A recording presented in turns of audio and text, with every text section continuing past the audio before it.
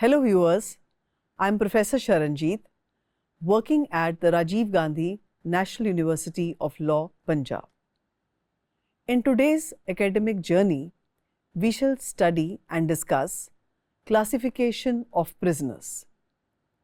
Dear viewers, in prisons across the country, different criminals and law violators are lodged for civil and criminal wrongs.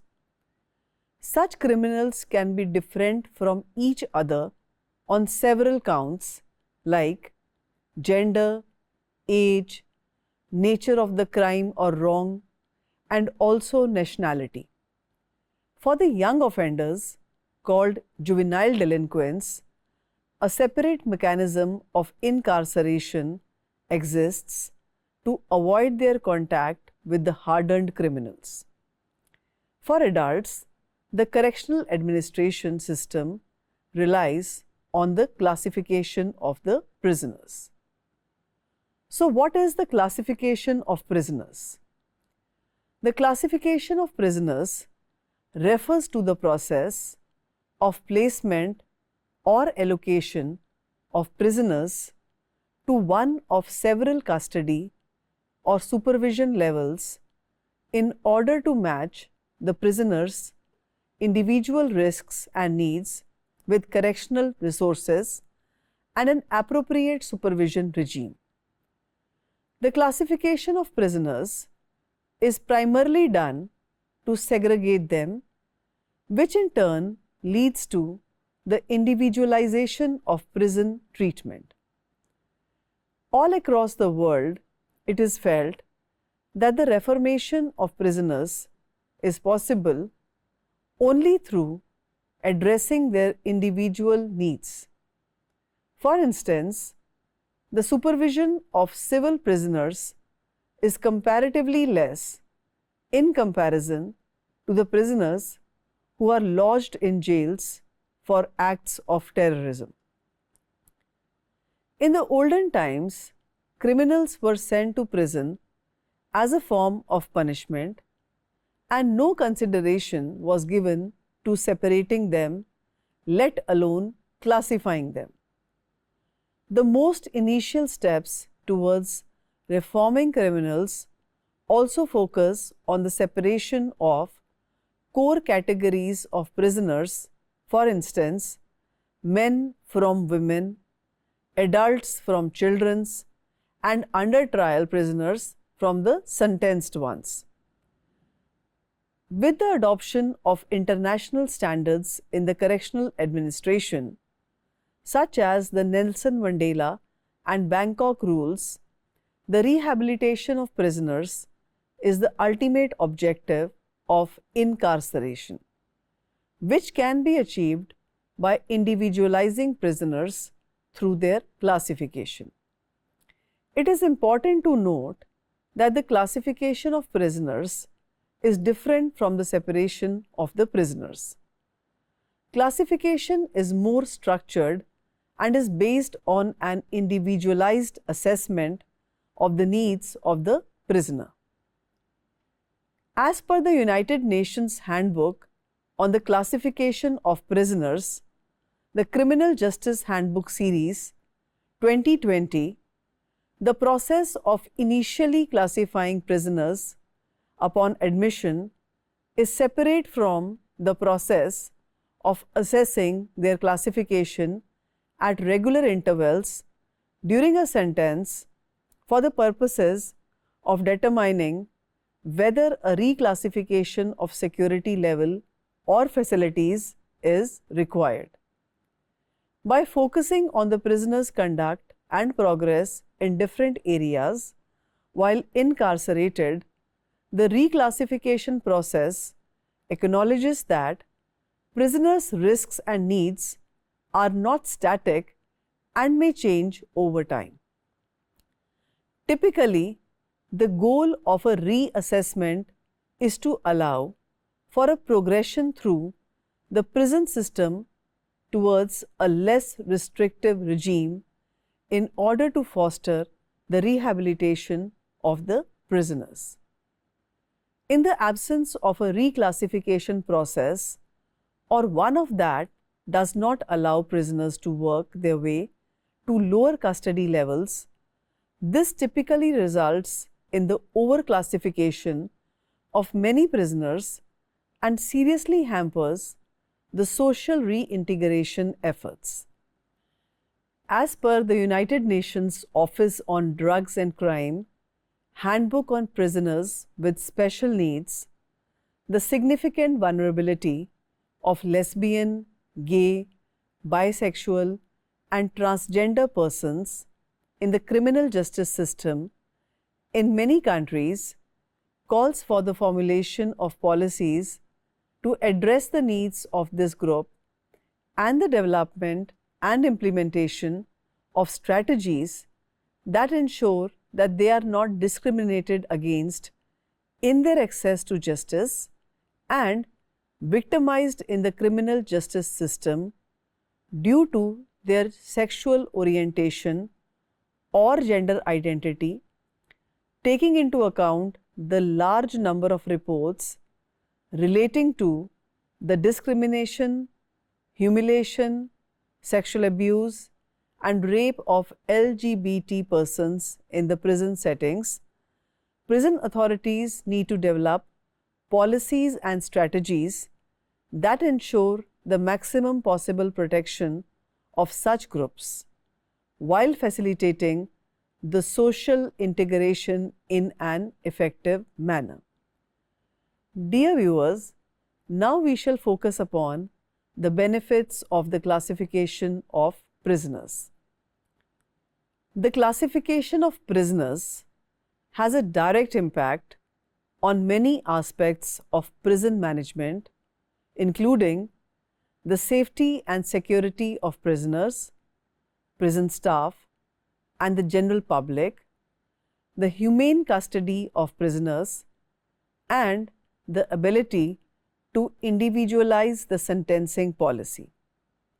Worldwide, it is felt that a well-designed classification process is a cornerstone of an effective prison system, promotes the protection of human rights, helps the prisoner to reform and rehabilitate, and enables the most efficient use of the correctional resources.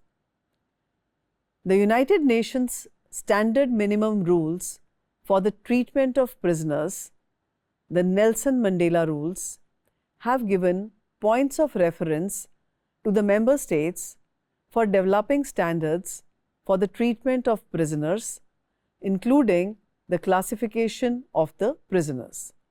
The Standard Minimum Rules for the treatment of prisoners were first adopted in 1957, and in 2015 they were revised and adopted as the Nelson Mandela Rules.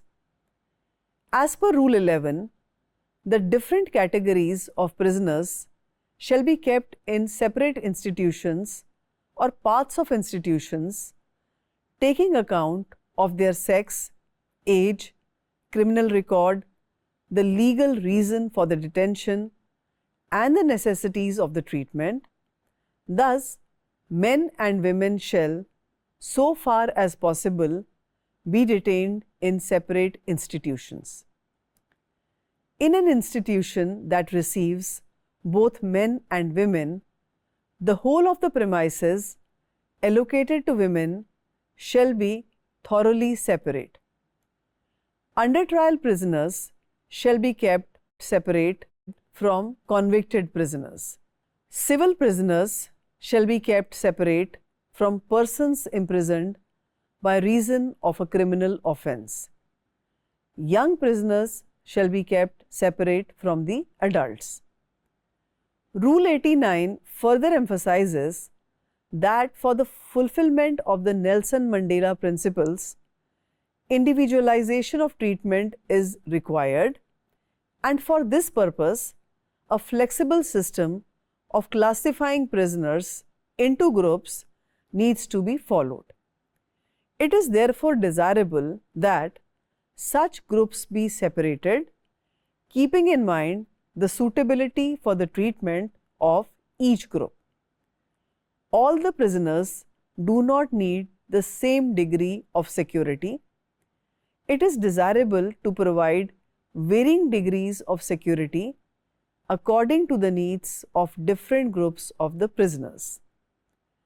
Open prisons, by the very fact that they provide no excessive physical security but rely on the self-discipline of the inmates, are most favorable to the rehabilitation of carefully selected prisoners.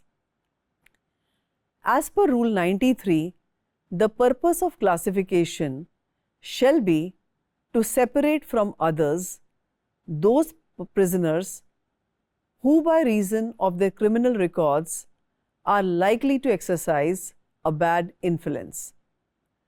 To divide a prisoner into classes in order to facilitate the treatment with a view to their social rehabilitation. As far as possible, separate prisons or separate sections of a prison shall be used for the treatment of different classes of prisoners.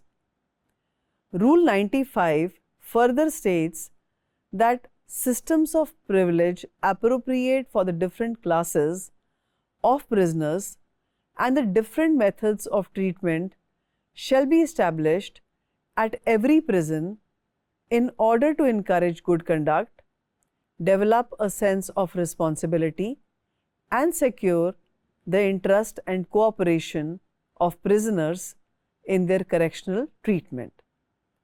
Rule 112 states that under trial prisoners shall be kept separate from the convicted prisoners. Young prisoners shall be kept separate from adults and shall in principle be detained in separate institutions. With regards to women prisoners, the Bangkok rules, specifically under Rule 40, states that the prison administrators shall develop and implement classification methods addressing the gender-specific needs and circumstances of women prisoners to ensure appropriate and individualized planning and implementation towards their early rehabilitation, treatment, and reintegration into society.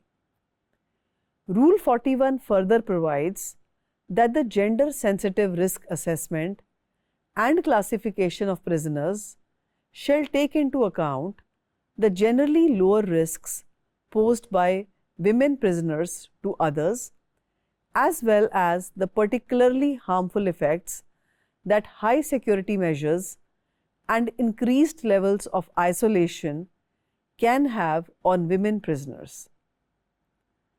Enable essential information about women's backgrounds, such as violence they may have experienced, a history of mental disability and substance abuse, and the parental and other caretaking responsibilities to be taken into account in the allocation and sentence planning process. Dear viewers, now we shall discuss classification of prisoners, an Indian perspective. In the Indian context, the Model Prison Manual also focuses on the classification of prisoners. It involves studying the offender as an individual, segregating inmates into homogeneous groups for the purpose of treatment, organizing an overall balanced, integrated and individualized training and treatment program, and also understanding and reviewing the inmate's response to institutional design. Reclassification of the prisoners may also be done at regular intervals as per the response of the individual convict to the correctional administration. While classifying the prisoners, the correctional administration segregates male and female prisoners, first-time offenders and habitual offenders, under trial prisoners and convicted prisoners. Juvenile delinquents are separated from adult prisoners. Old age prisoners are kept separately for special attention. Civil prisoners are separated from other prisoners, and prisoners suffering from contagious diseases are isolated and housed in separate blocks earmarked for that purpose. The criminals who had escaped previously and the hardcore criminals are lodged in the high security prisons or blocks. In the Indian context, the matter regarding the classification of prisoners was first brought forward by the Jail Conference of 1877. Under sections 27 and 28 of the Prison Act of 1894, the classification of prisoners is a statutory requirement. Usually, classification is done by a committee with members drawn from prison administration and correctional experts in behavioral and social sciences. Another category of prisoners are detainee prisoners. These are the prisoners who were detained as there is information with regards to their involvement in terrorist and other militancy related activities. They are usually considered to be serious and hardcore criminals who can impact a large number of people, cause political instability in the country, and also threaten the security of the country and friendly relations with other states. These types of prisoners are lodged in separate closures demarcated as high security enclosures within the existing prisons. The All India Committee on Jail Reforms 1980 to 83, during its visits to various states and union territories, observed under trial prisoners, prisoners sentenced to short, medium and long term of imprisonment, prisoners sentenced to simple imprisonment, habitual offenders, lifers, hardened and dangerous prisoners, children, young offenders, women offenders, civil prisoners, prisoners sentenced by a court martial, criminal and non-criminal lunatics, detainees under the National Security Act, persons detained under the Conservation of Foreign Exchange and Prevention of Smuggling Activities Act, and smugglers were all kept in the same institution, and arrangements for the segregation, even in different wards, were not effective. It was also observed that factors like overcrowding and the periodic large turnover of prisoners override all principles and requirements of segregation. In reality, segregation has become a provision only on paper. In the case of Sunil Batra versus Delhi administration and others, the petitioner, who was a convict under a sentence of death, challenged his solitary confinement. It was contended on his behalf that Section 30, subsection 2 of the Prison Act does not authorize placing a prisoner on a sentence of death in solitary confinement, and that the jail authority could not derogate to itself the power to impose such punishment under the garb of giving effect to Section 30, subsection 2 of the Prison Act. On the other hand, it was contended on behalf of the state that the section merely permits statutory segregation for the safety of the prisoners in the prison. It was observed that the rationale underlying Section 30, subsection 2 of the Prison Act is that prisoners under sentence of death warrant a separate classification and treatment. The prisoners sentenced to death are in a class by themselves, and a separate classification has been done, followed over the years in India and other civilized countries of the world. in Razia versus State of Punjab and others, challenging the order regarding custody of dangerous prisoners in separate high security zones and classification of prisoners as such is provided based upon the offence of which they are accused, being security threats, having a history of escape, being recommended by the local police for lodging in a high security zone, being capital offenders, and other sufficient reasons given by the competent authority. The court observed that security measures can be imposed only up to a limit set up by fundamental rights guaranteed under Articles 14, 19 and 21 of the Constitution, which are available even to the prisoners. Simultaneously, strict measures need to be adopted against jail personnel so that those guilty of aiding the criminals are punished in an exemplary manner.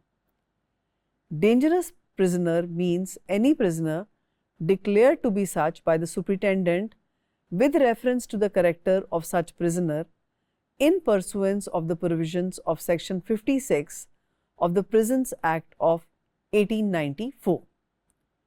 In the case of Joginder Singh versus State of Punjab and others, an order was passed by the Additional Director General of Police, Jails, Punjab, Chandigarh, to the extent that the prisoners lodged in high security zones had been ordered to be released in the open atmosphere only for 2 hours, that is, for 1 hour in the morning and for 1 hour in the evening.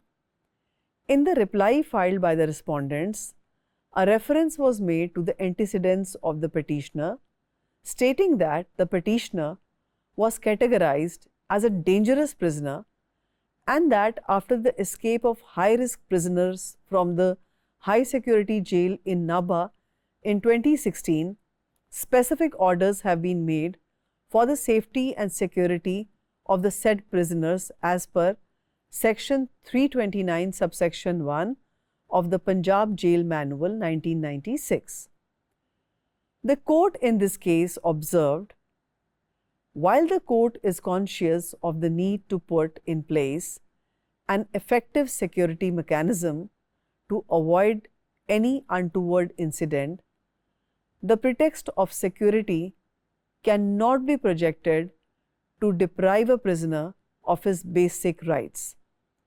The state would be within its power to take effective measures to undo the threat, but such measures need to satisfy the legal test of human dignity and the right to life. A balance that needs to be maintained has not been struck in the present case. The order failed to satisfy the said test. The said order passed by the Additional Director General of Police, Jails, Punjab was accordingly set aside. However, in the case of Prem Shankar Shukla versus Delhi Administration, the Supreme Court rightly observed that it is arbitrary and irrational to classify prisoners for the purposes of handcuffs into B class and ordinary class. No one shall be handcuffed on the basis of superior class, as the law treats them equally. The economic and social importance of the person cannot be the basis for classifying prisoners for the purpose of handcuffs. Otherwise, a rich criminal or under trial is in no way different from a poor convict or under trial in the matter of security or risk posed by him or her. Section 27 of the Prisoners Act of 1894 deals with the separation of prisoners. The requisitions of this Act with respect to separation of the prisoners are as follows. In a prison containing female as well as male prisoners, the female shall be imprisoned in separate buildings or separate parts of the same building in such manner as to prevent them from seeing, conversing with, or holding any intercourse with the male members. In a prison where male prisoners under the age of 21 are confined, means shall be provided for separating them altogether from other prisoners and for separating those of them who have arrived at the age of puberty from those who have not. And convicted criminal prisoners shall be kept apart from unconvicted criminal prisoners, and civil prisoners shall be kept apart from the criminal prisoners. As per Section 28, subject to the requirements of Section 27, convicted criminal prisoners may be confined either in association or individually in cells, or partly in one way and partly in the other way. Section 30 deals with the prisoners sentenced to death. Every prisoner under sentence of death shall, immediately on his arrival in the prison after sentence, be searched by or by order of the jailer, and all articles shall be taken from him that the jailer deems dangerous to leave in his possession.